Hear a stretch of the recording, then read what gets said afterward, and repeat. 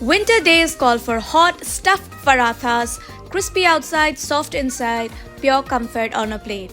So that's why today we're sharing 3 paratha recipes. Let's start with the classic Mooli paratha. For this, grate the radish, squeeze out all the excess water and keep it aside. Now knead a stiff dough with whole wheat flour, carom seeds. Now let it rest. For the stuffing, mix the grated radish with green chilies, coriander, carom seeds, salt and chili powder. Now roll the dough, add the filling in the center, seal it up and gently roll it into a thick paratha. Now roast it on a hot tawa with ghee till golden and crisp on both sides. Next is everybody's favorite Gobi paratha. For this, knead a smooth dough with whole wheat flour, salt, ghee and water and let it rest.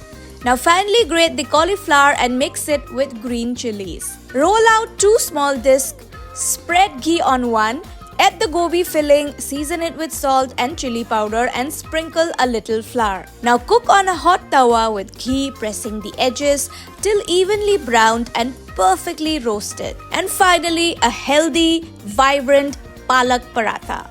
For this, boil the washed spinach leaves and blend them with ginger and green chilies into a smooth paste. Now mix this paste with atta and salt to form a soft green dough. Now roll it out into parathas and cook them on a hot pan, greasing both sides with a little oil.